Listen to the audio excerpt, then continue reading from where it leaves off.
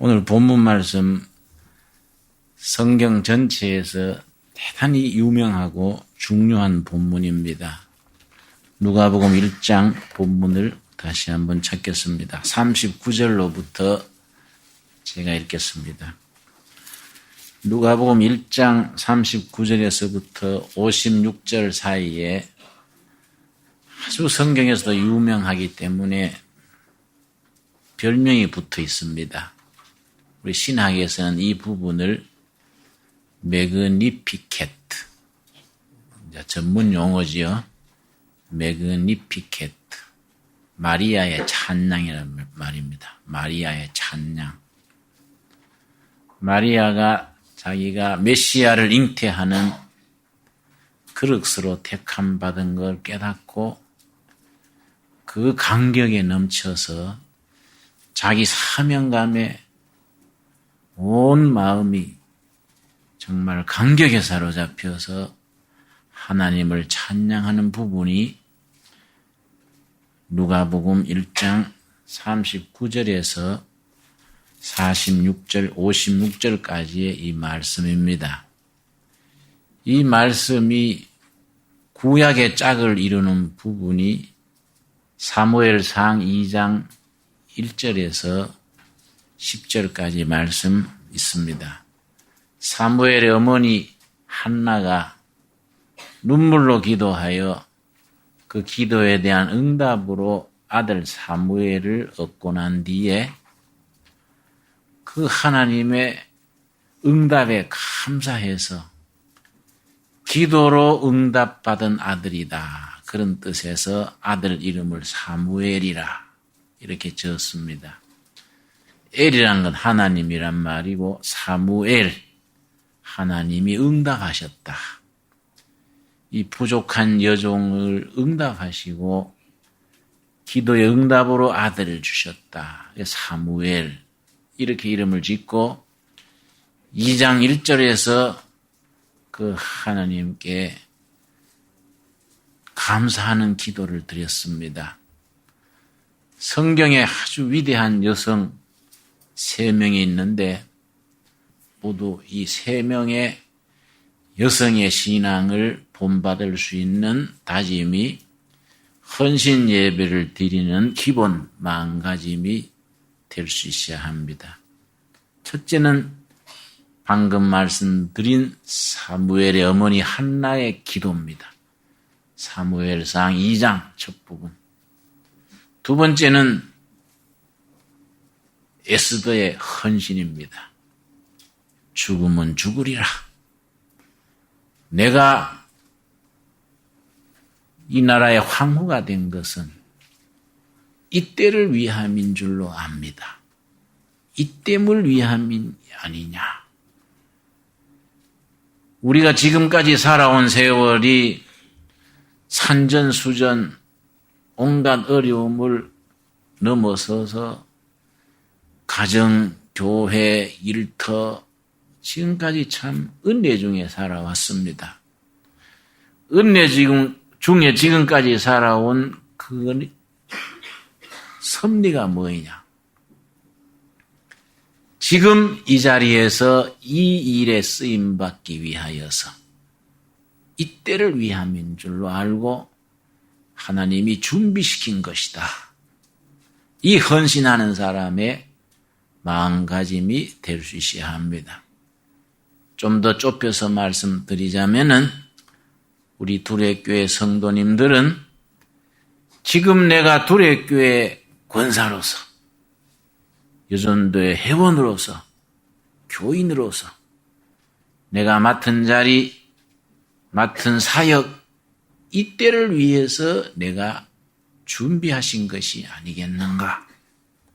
저는 어려서부터 우리 어머니가 날 목사 되게 해달라고 기도하는 걸 들으면서 아침마다 잠결에 들으면서 자랐습니다.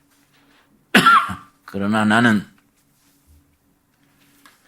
목사가 된다는 생각은 손톱만큼도 없이 자랐는데 대학을 졸업하고 2년 뒤에 다시 예수님 앞에 무릎을 꿇고 내가 죄인인 걸 깨닫고 하나님의 은혜를 체험하고 신학을 간 거지요.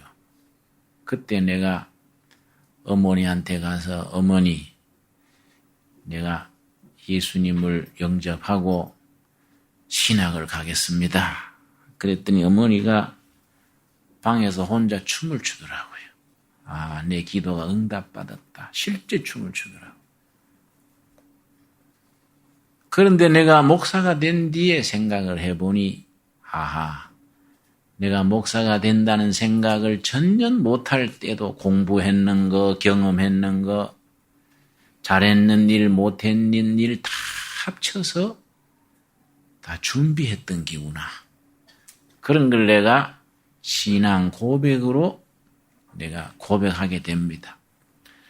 우리가 지난 세월에 혹은 여기서 저기서 이런 일 저런 일, 좋은 일 굳은 일 번갈아 가면서 살아왔는데 지나간 세월에 쌓은 모든 경험과 아픔과 다짐과 세월이 이때를 위함인 줄 알고 에스더처럼 헌신할 수 있는 그런 다짐의 헌신의 시간이 될 수 있기를 바랍니다.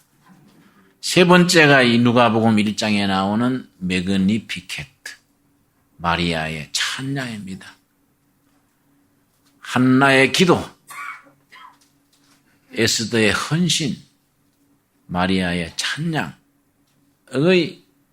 성경 속에 나타나는 위대한 여성들에 관한 말씀인데, 이 마리아가 부족한 자기에게 메시아가 태어나게 한다는 그 일에 자기가 뽑힘받았다는 그걸 깨닫고 감격에 넘치는 거예요. 아, 미천한 여종이 이렇게 쓰임을 받게 되다니요. 우리가 사명을 받는다는 것은 뭐입니까? 하나님이 택했다는 건 뭐입니까? 하나님의 일에 쓰시는 걸로 택했다 이 말이지요. 우리가 하나님이 우리를 택하셨다. 하나님이 원하시는 일에 쓰임받는 그릇으로 택한 것이지 다른 도리가 아니지요. 여러분, 불란서가 나라가 망할 때에 짠다크라는 한 소녀를 통해서 나라를 구했던 이야기는 너무나 잘 알고 있습니다. 실제 역사에 보면 짠다르크가 깊은 기도 중에 영감을 받았어요. 자기 이 땅 후에 생명이 1년 남아있구나. 1년 지나면 내가 이 땅에서는 끝나는구나. 그걸 깨닫고 잔다크가 그때부터 기도를 하기를, 하나님 아버지, 저 목숨이 이제 1년밖에 남지 않은 것을 제가 압니다. 쓸 수 있는 만큼 저를 사용해 주시옵소서. 그렇게 기도한 결과에 한 소녀의 몸이지만은 프랑스를 구하는 일에 쓰임 받았습니다. 우리가 인생 살아가는 게 10년이 남았는지 30년이 남았는지 그거는 다 모르는 일이지만은 하나님의 자녀로 우리가 구원받고 하나님의 백성으로 택함 받았다는 것은 나름대로 적은 일, 큰 일, 하나님의 일에 쓰임받는 도구로 택함을 받은 겁니다. 여러분, 우리가 예수님께서 우리를 위해서 허락하시는 것이, 주시는 축복이 뭐입니까? 편안하게 잘 살게 하시려는 축복은 아닙니다. 이 땅에서 편안하게 존경받고 노후를 잘 보내게 하기 위해서 예수님이 우리를 택한 것이 아니라 고난과 아픔 중에서도 우리를 위대한 일꾼으로 세우는 거지요. 우리를 영광을 주시기를 원하지 편한 걸 주시는 걸 원하는 건 아니다 이거지. 그래서 우리에게 가장 큰 축복은 물질이 넉넉하고 환경이 유복하고 박수받고 그런 자리에 있게 하는 것이 축복이 아니고 우리에게 큰 임무를 주시는 것이 임무. 뭔가 예수님의 교회 한 모퉁이를 담당하는 겁니다. 뭐 밥상에는 큰 그릇, 작은 그릇, 접시, 가지각색 접시가 올라오듯이 예수님의 교회에도 큰 일꾼, 작은 일꾼, 보이는 자리, 안 보이는 자리 다 일꾼들이 있지요. 그 중에 한 몫을 다 차지해서 자기에게 맡겨진 임무를 소리 없이 감당한다는 것, 이것이 하나님이 우리에게 주시는 축복이 아니겠습니까? 그 믿음, 그 순종하는 마음을 가진 사람에게 복이 있다 이거지요. 이 오늘 본문 누가복음 1장 45절입니다. 누가복음 1장 45절 말씀 우리 한번 같이 읽겠습니다. 믿은 여자에게 복이 있도다. 주께서 그에게 하신 말씀이 반드시 이루리라. 하나님이 나를 일꾼으로 세우셨다. 나에게 임무를 주셨다. 마리아가 그걸 깨닫고 나를 통해서 메시아가 태어나게 하는 그릇으로 쓰신 것, 이게 복이다 이거죠. 예수님의 어머니가 되니까 인정받고 높임받고 이게 아니다. 나를 통해서 하나님이 하나님의 일을 이루시는 것이 그게 복이다. 그런 사명자로, 일꾼으로 그런 임무를 받은 것이 내게 복이지, 내 복이 뭐 편안하게 살고 모든 것이 원만하고 그런 복을 말하는 게 아니죠. 고생이 돼도 아픔이 있어도 힘들어도 하나님이 기뻐하시는 임무, 그 일을 감당하는 것이 축복이다 이거죠. 지금 예수님의 어머니의 마리아에게 지금 그 말씀하시는 겁니다. 그러고서는 마리아가 하나님께 찬양을 하는데 46절부터입니다. 마리아가 가로되 내 영혼이 주를 뭡니까? 찬양하며. 여기 46절부터 이제 마리아의 찬양이 시작이 됩니다. 그걸 신학에서는 매그니피케트라는 아주 참 유명한 말로 쓴다고 말씀드렸습니다. 우리 개신교에는 이 부분을 다루는 글이 그렇게 길지 않습니다만은 천주교에서는 마리아를 높이니까 요 매그니피케트 누가복음 1장 46절에서 56절 요걸 가지고 아주 두꺼운 책들이 나와 있어요. 거기다가 뭐 살을 붙이고 뭐 해가지고 아주 뭐 여기에 대한 저서가 많습니다. 그 캐톨릭에서는 마리아를 그만큼 소중히 하니까 연고가 많습니다. 그 중에서 핵심 되는 말씀이 51절에서 53절이지요. 53절. 이 부분을 신학자 중에서 뭐라고 했냐면은 혁명의 책이다. 혁명. 인류 역사의 위대한 혁명을 고취하는 책이다. 그렇게 아주 해설을 붙인 책도 있습니다. 51절 우리 한번 같이 읽겠습니다. 그의 팔로 힘을 불사 마음의 생각이 자들을 흩으서 권세 있는 자를 그 위에서 내리치셨으며 비천한 자를 높이셨고 줄이는 자를 좋은 것으로 배불리셨으며 부자를 공수로 보내셨도다. 우리가 공산주의를 이론을 세운 칼 막스라는 분 많이 들으셨지요. 칼 막스가 종교를 비판하기를 종교는 민중의 애편이다. 아편. 사실은 칼막스가 목사의 손자입니다.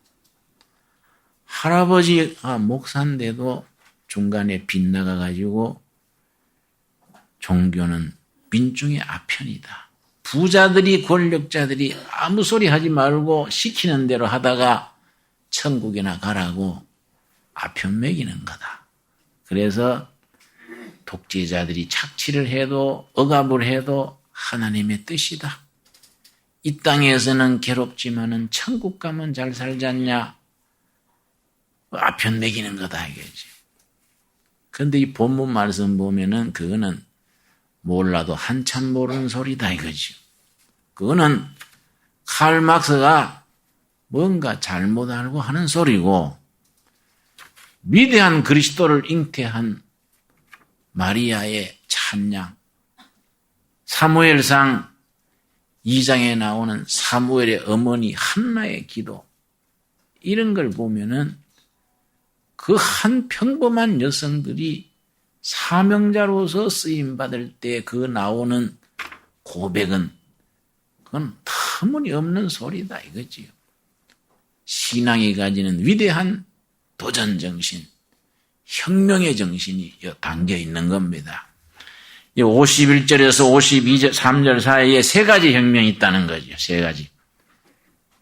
첫째는 그의 팔로 힘을 보이사, 그 다음 뭡니까? 마음의 생각이 교만한 자들을 흩으셨다. 교만한 자를 꺾으시고 겸손한 자를 높이시는 도덕적 혁명, 정신의 혁명, 가치관의 혁명이다 이거예요. 교만한 자는 내리 꺾어버리고 겸손한 자를 높이신다. 왜냐? 교만이란 것이 뭐 지잘난 척하는 걸 그냥 교만이라 하는 게 아니고, 하나님 앞에서 하나님이 필요 없어도 산다. 하나님을 무시하고 자기 힘으로 살겠다는 걸 교만이라는 뜻의 핵심입니다. 그런 터무니없는 생각하고 하나님을 우습게 알고 지잘난 줄 알고 다른 사람을 낮추어보고 지나 높여지려 그러고, 이런 사람들은 하나님이 가차없이 낮춰버린다 이거죠. 그러고 하나님이 어떤 자를 높이시느냐? 자기의 허물을 알고 하나님 앞에 겸손해지고 다른 사람을 존중할 줄 아는 사람을 높여주신다.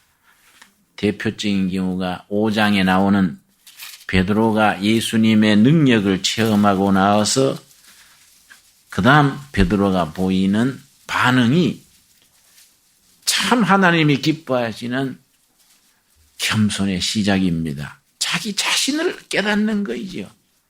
자기 자신의 헐벗고 어리석은 것을 깨닫는 것이 참 은혜의 시작이고 하나님의 일꾼으로 출발하는 출발점이 됩니다. 베드로의 배를 빌려서 예수님이 말씀을 전하시고 나서 베드로는 밤새도록 그물질했는데 붕어 한 마리 못 잡고 빈 그물만 손질하고 있을 때에 예수님께서 네 그물을 깊은 데 던지시라. 그래서 고기를 가득히 잡았지 않습니까?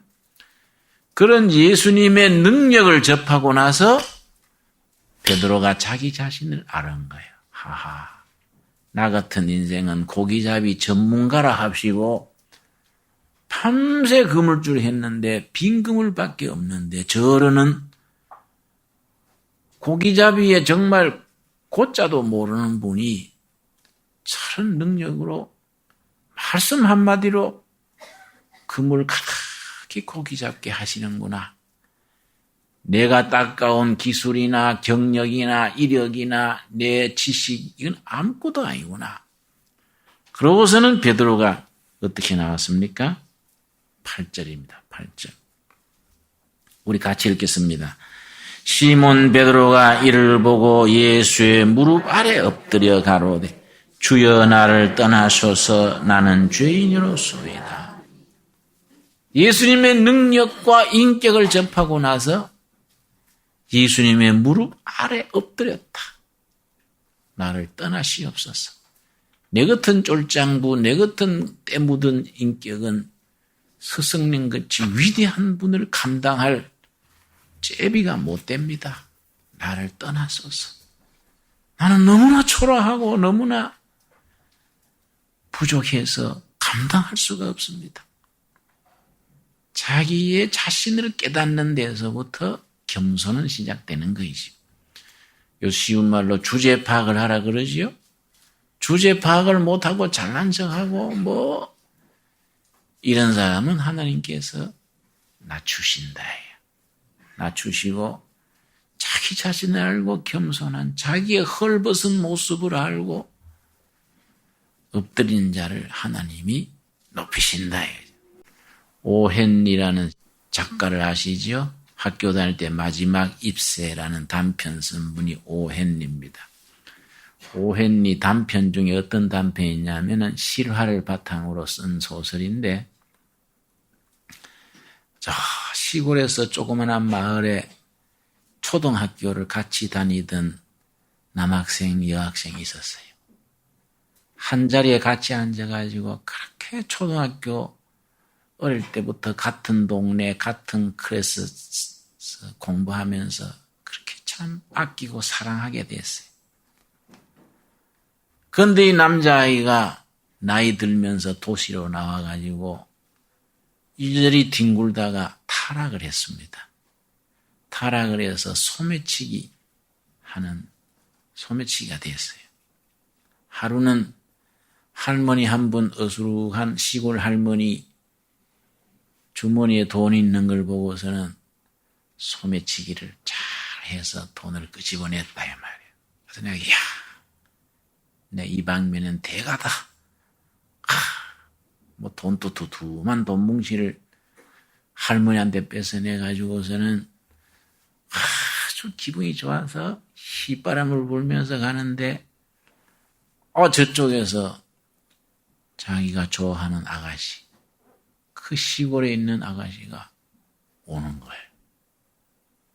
자기가 그렇게 된 줄 모르고 자기를 찾아오는 거예요. 그 순진한, 깨끗하고 순진한 자기 여자친구를 딱 보는 순간요, 온몸이 오그라든 거예요. 자기는 너무나 떼묻고 버려진 거예요. 근데 그 천진난만한 여자 친구를 너무너무 깨끗하고 너무나 순수한 거예요. 그 순수하고 깨끗한 그 친구를 보는 순간 자기의 때 묻은 모습이 보인 거예요. 나는 인간 말자가 됐구나. 얼른 돌아서 가지고 전봇대 밑에 가가지고 전봇대 이마를 틀어박고 우는 거예요. 하나님, 나를 불쌍히 봐주십시오. 난 너무나 더러워지고 망가졌습니다. 거기서도 세축을 하는 거예요. 이게 참 우리한테 주는 교훈이에요.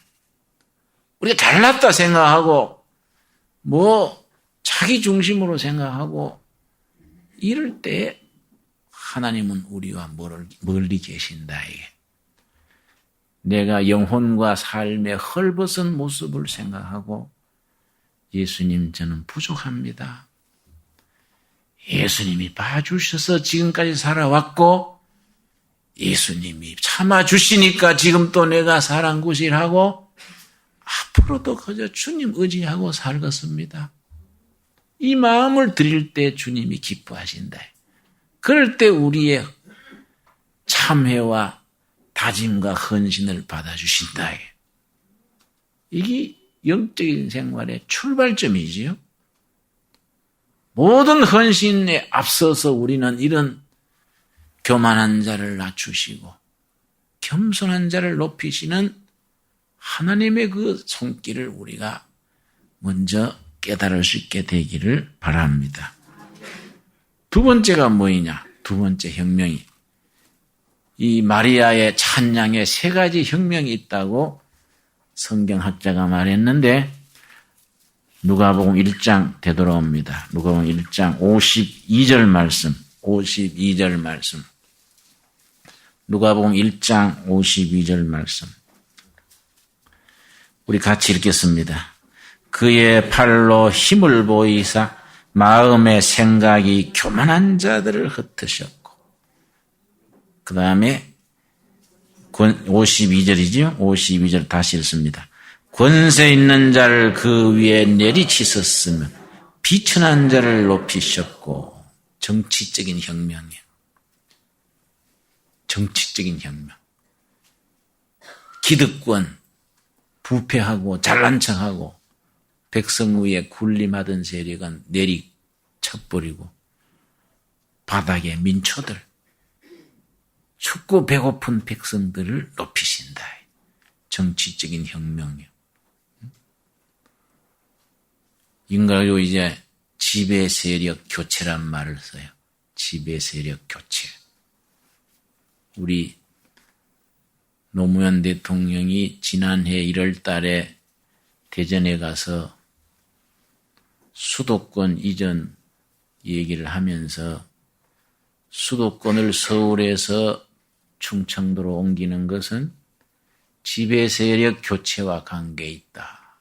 그런 얘기를 해서 일본 신문에도 나고 국내에서도 논란이 많았습니다. 나도 그 말 듣고 상당히 생각을 많이 했어요. 그것은 어떤 뜻일까? 그냥 서울을 옮긴다는 것이 지배 세력 교체와 관계 있다는 것은 무슨 얘기일까? 대학교 1학년, 2학년 운동권 학생이 하는 얘기가 아니고 대통령이 그런 말을 한다는 것은 어떤 뜻일까?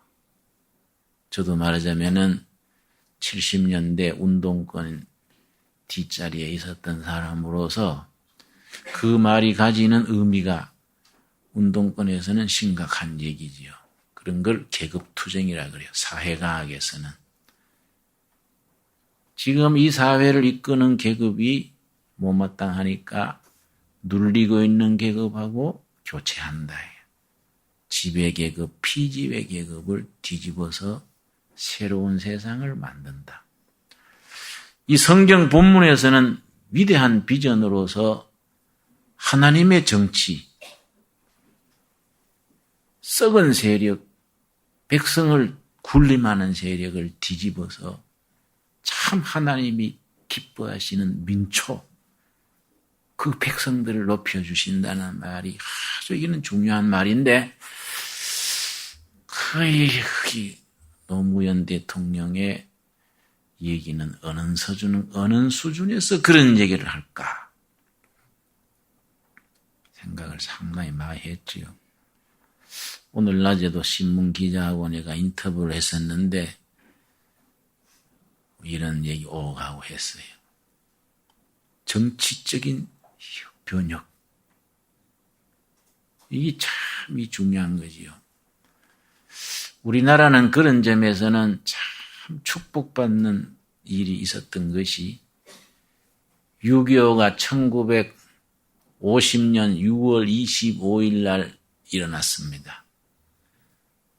2달 전에 한 가지 큰 사건이 있었습니다. 4월 달에 1950년 4월 20일 마무리된 것이 토지개혁이 있었어요. 토지개혁. 전국의 지주들의 땅을 전부 정부에서 환수해가지고 소작인들한테 다 준 거예요. 그때 농림부 장관이 조봉암 장관입니다. 조봉암 장관은 청년 시절에 좌파 공산당원이랬다가 공산당은 안 되겠구나. 그래서 우익으로 전향한 사람입니다. 그 사람이 농림부 장관을 하면서 전국의 지주들의 땅을 전부 소작인들한테 주는 토지개혁을 실시했습니다. 이게 4월 20일 날 끝났는데 2달 뒤에 6.25가 터졌어요. 만일에 조봉암 장관 팀이 그걸 2달 전에 하지 못했으면 6.25 때 공산화됐을 것이 틀림없다 그래요. 왜냐? 미군이 오고 유엔군이 와도 전국의 소작인들이 들고 일어나서 이 나라의 민주주의는 못 지켰을 거다. 하나님이 보호해서 2달 전에 다 정리했기 때문에 모처럼 땅을 받은 소작인 자녀들, 소작인들이 방공전선에서 싸워서 공산화를 막을 수 있었다. 여기 우리가 6.25 때 공산화 되지 않았던 5가지 이유 중에 하나입니다. 가장 큰 이유 중에 하나는 6월 25일 남침한 공산군들이 서울을 삽시간에 점령을 해서 서울을 점령하자마자 막바로 한강 건너서 부산으로 내려갔어야 하는데 3일을 서울에서 소비했습니다.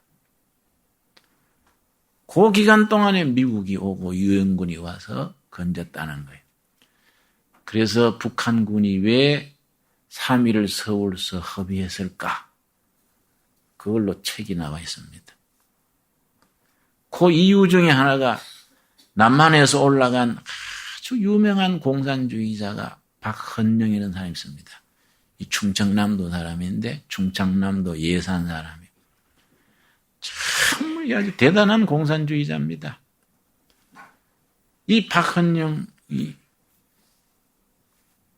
월북을 해가지고 김일성한테 뭐라고 얘기했냐면은 인민군이 서울까지만 내려가면 전국에서 소작인 민중이 봉기할 거예요. 그래서 서울만 점령하면 남조선은 해방되는 게 틀림없어. 내가 전국의 지하 조직을 통해서 이거는 확신합니다. 장담을 한 거예요. 그래서 그 전해부터 준비를 해서 내려갔는데 아까 말씀드렸듯이 박헌영 생각대로 안 된 거이 2달 전에 토지개혁을 끝내버렸으니 소작인들이 지방발전이 일어날 명분이 없어진 거예요. 이 계산을 못하고 서울에서 3일간 허비했다가 낙동강 전선에서 다시 쫓겨온 거이지요. 우리가 이런 것을 신앙적으로 생각할 때는 섭리지요. 섭리. 여러분 우리가 하나님께서 우리 역사를 인도하시고 하나님의 정치가 있는 거예요. 하나님의 정치. 그 요즘은 내가 뉴라이트 운동을 열심히 하니까 정치해야 된다는 얘기를 많이 합니다. 사람들이 권해요. 그럼 내가 뭐라 그럽니다. 그 정치하라는 건 나한테 국회의원 하라는 건데 내가 국회의원 보기를 두레교회 집사 정도로 보는데 내가 지금 집사로 내려가나? 응? 그런 소리 택도 없는 소리 하지 마라. 응? 네, 그렇게 진담 반 농담 반으로 얘기하지요. 왜냐? 그거는 내가 농담 삼아는 얘기지만은 정치 중에 진짜 정치는 하나님의 정치다. 한나라당이다, 열린당이다, 뭐 다친당인가 뭐 이런 게 아니고, 응? 딴 나라당인가 뭐 한나라당 이런 게 아니고 예배당 정치가 최고다. 예배당. 하나님의 정치가 있고 그 위에 이 당 저 당이 있는 거이지 함부로 그런 소리 하지 말아요. 그래서 일개 여성 그 정말 남자를 가까이 해보지 않았던 순진한 아가씨가 메시아를 잉태하고 나서 찬양했는 내용이 엄청난 거 아니에요, 이게. 그렇잖아요. 여러분, 보통 처대기 임신해가지고 이런 기도 하겠습니까? 응? 기껏해야 이사하기 전에 아파트 좋은 거 주시고, 응? 딸보다 아들 주시고, 이런 기도가 나오기 쉽다, 이 말이에요. 근데 마리아는 차원이 다르다, 이게 차원이. 이거 뭡니까? 교만한 자를 낮추시고, 겸손한 자를 높이시고, 권세 있는 자를 내리치시고, 비천한 자를 높이소서. 정치혁명이란 말. 세 번째 53절, 뭐라 그랬습니까? 53절. 우리 같이 읽겠습니다. 줄이는 자를 좋은 것으로 배불리 섰으며 부자를 공수로 보내셨도다. 경제혁명이야. 경제혁명. 춥고 배고픈 사람을 배부르게 해주시고 많이 먹고 소화제 먹고 소화시키려고 밤낮 뛰는 사람은 배고프게 해주십시오. 모르지 우리나라 부자들은 그러면 다이어트 되겠네 이럴지 몰라도 이게 아주 무서운 얘기예요. 경제혁명이에요. 경제혁명. 줄이는 자를 좋은 것으로 배불리시고 부자를 빈손으로 보내주시옵소서. 그러니까 이 참 신앙이 바른 정신이 들어가면 그 사회를 변혁시키는 혁명적인 힘이 되는 겁니다.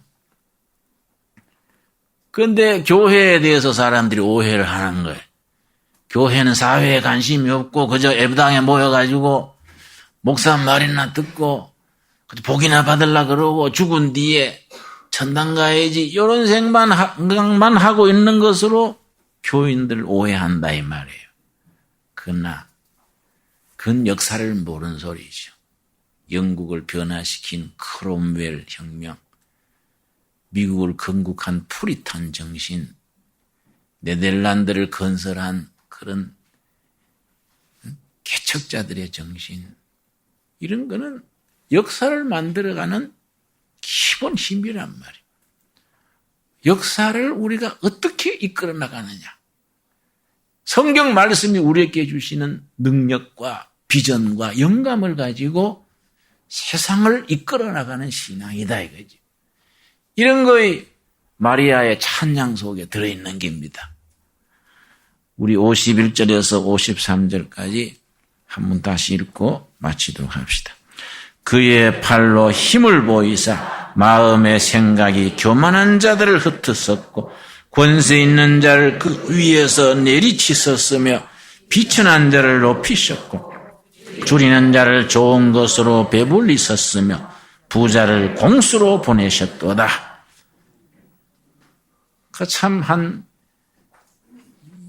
그냥 한 임신한 여인의 찬양이다. 이런 수준이 아니지 않습니까? 이 매그니피켓라는 이 마리아의 찬양은 성경에 아주 우리가 바른 신앙의 기본이 그 속에 들어있다고 하겠습니다.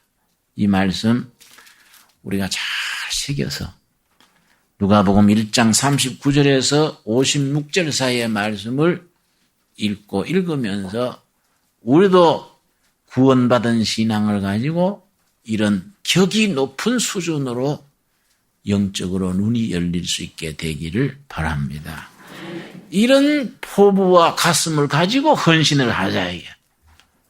이런 걸 가지고 우리가 교회를 섬기고 각 부서에서 활동을 할 때 하나님의 도구로서 몸은 힘들고 어렵더라도 이 일이 정말로 감격스럽구나. 그래서 다시 한번 결론을 말씀드려서 하나님은 우리에게 사명을 주실 때 우리를 편하게 안일하게 해주시는 게 아니라 위대하게 해주신다. 하나님 우리를 사명자로 세우시는 것은 땅에서 잘 살라는 게 아니고 하나님의 큰 사명을 감당케 하시는 것이다. 이게 헌신하는 사람의 바른 마음가짐이라는 것을 다질 수 있기를 바랍니다. 기도하겠습니다. 주님 은혜를 감사드립니다.